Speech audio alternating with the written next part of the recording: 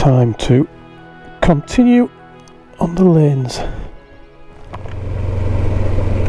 It was probably quite handy that I did stop for the photograph, because about 30 seconds after I did, a massive tractor with a massive trailer came out of this road, so I managed to avoid that one. Would have been a squeeze.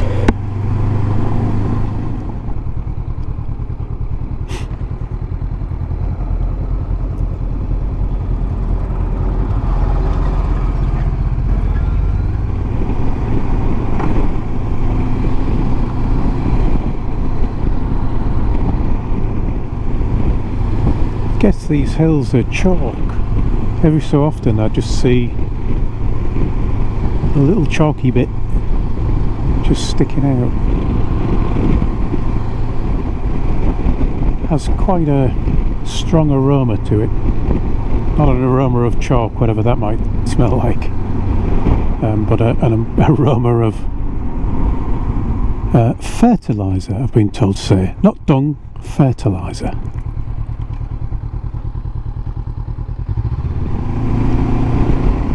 These back lanes definitely don't get the maintenance, do they? That one there, I tend to stop at every one of these junctions rather than trying to get a good view left and right first and then potentially go straight through, because there's so many potholes. That one there, it was more a case of trying to avoid putting my foot in a pothole, or rather waving my foot about in the air where the road should have been but the pothole was. I suspect a lot of the traffic this year will be farm traffic, so heavy machinery and plant that will do a fair bit of damage to a road like this, I guess. Windmill Country Park.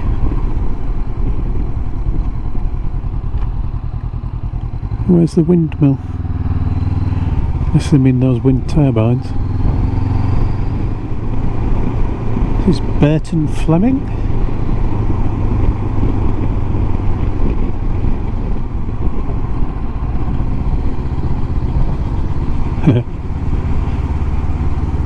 Slow sign for hedgehogs. I think I mentioned in a previous video that I bought a new security system with security cameras for the house. I actually fitted that yesterday. Another little funny little church. Yeah, I actually fitted that yesterday, and Mrs. C always puts a bit of food out of an evening, because we have a hedgehog that comes to visit, and you can see him scurrying around in the garden, and if you open the door you can hear him crunching away on dry dog food that we leave for him. Dry dog food and a bowl of water. They're well catered for, hedgehogs in our area. But we've been saying about, we know we've got one that comes every night, and maybe there's actually two. But with the security cameras and the infrared light on it, we got to watch last night. Kept checking in.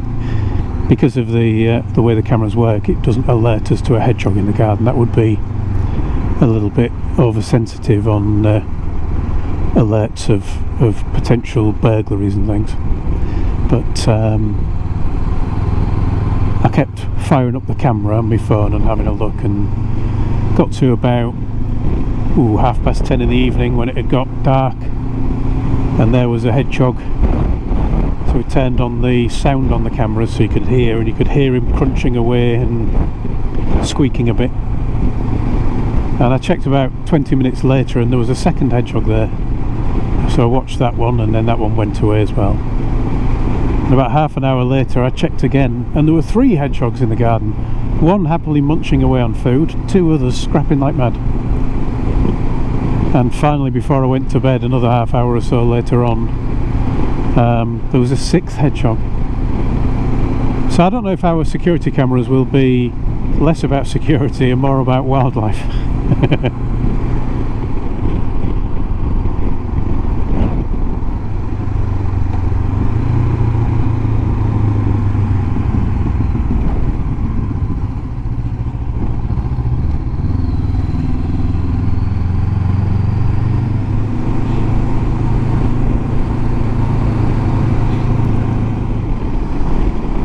wonder if those are also doing a lane challenge. A few people said that they were going to do something similar, or fancy doing something similar.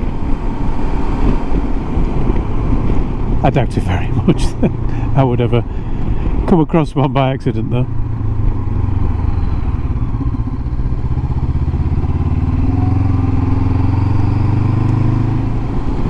Not really sure how this video will turn out, to be honest, because it's quite a long ride without any particular destination in mind, so I might just break it up into little bits. It's a bird of prey there, not sure if it's a kite or a buzzard. But yeah, I might just break it into a few parts rather than trying to work out if I've got enough for a video and then sign off and then start another one.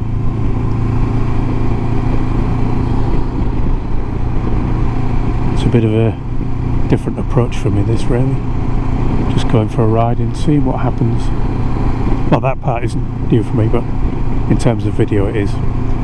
Generally I'm either talking about a thing or going to a place, but today, just out for the ride. This is a busy road to cross. If it's awkward for me to cross it on a motorbike, it must be blooming awkward when you're farming with a tractor and a big trailer like that.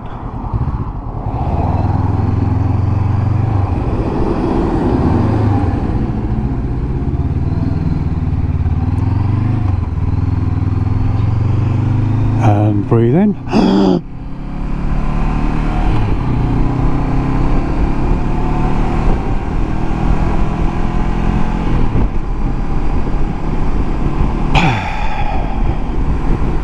Definitely don't need a lungful of that.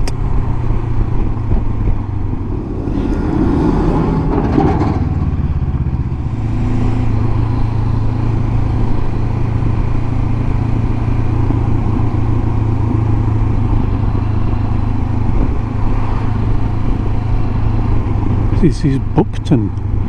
It looks somewhat derelict in places. I guess those are all farm buildings that are now without roofs or with roofs that are collapsing. And now we're at Bempton. This is somewhere I come with Mrs. C quite often, although we tend to park at a place called Flamborough down the coast and walk up here, because the coast between Flamborough and Bempton is where there's lots of seabirds. Bempton itself has an RSPB area, protected area for seabirds, and you get tens of thousands of seabirds nesting on the cliffs. But the bits from Flamborough up to Bempton and Bempton itself are really good for spotting puffins. Though this year, with the weather that we've had, it's not been very good weather for walking along the edge of cliffs. Too much rain makes it very slippery, and they're quite tall cliffs. I don't want to fall off them. But we went the other day and didn't see a single puffin this year, which is a bit of a disappointment. They are struggling at the moment because of the things that they eat are being fished to destruction, which is a real shame. Funny little birds, little clown faces that they've got. And this is Flamborough that I'm coming into. Just a few miles down the coast. Well, a few miles down by road, probably 2 miles when you're actually walking up the coast.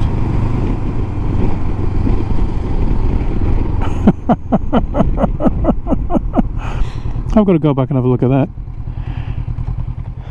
One thing they do in Flamborough, and they did recently, was the flower pot festival, and I guess somebody's left their flower pot man out. That's a good one. Let's go and have a look. I can't imagine many people falling for it being a real one.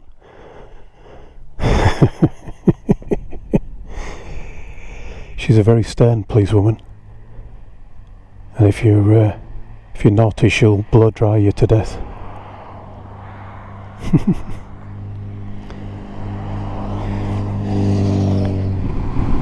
Heading out of Flamborough now. That'll have been the sign for it. But I am going to come back in.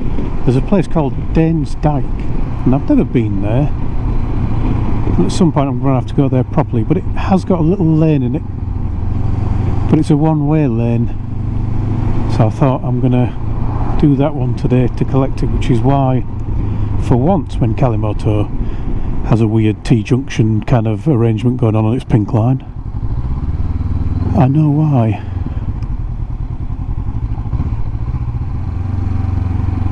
Not even really sure what Dyke is, other than I know it's got a car park,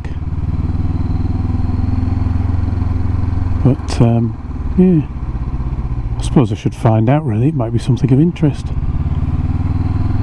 Certainly hidden away in the trees.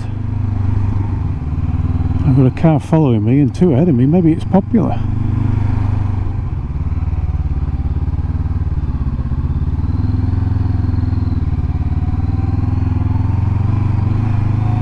Thought I might get to see something while I was here, but nope.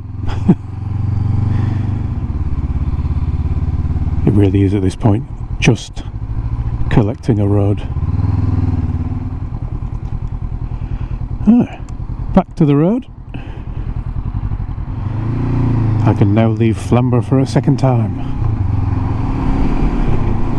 And I can leave Dyke, none the wiser to what it is. Well, according to the sat-nav, I've just passed a third of the way on this little trip. So I think that's probably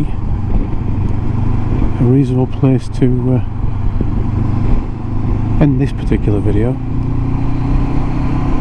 So I'll just say thank you for watching, everyone. Ride safe, and I'll talk to you all again soon.